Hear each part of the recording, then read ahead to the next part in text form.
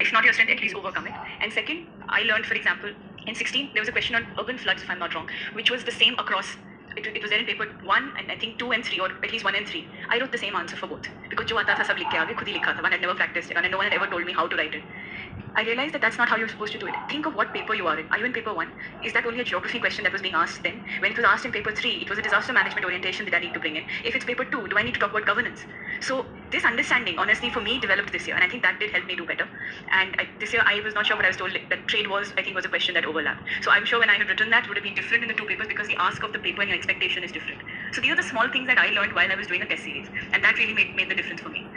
Apart from that, how I used to practice, I used to try and do a question full length in the last 1 month, actually a full length paper.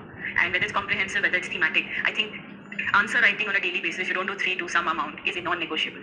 That is the only thing that's going to keep you in practice. It's the only thing that's going to prepare you for the randomness that you might feel at that point of time. Not that the mains are very structured,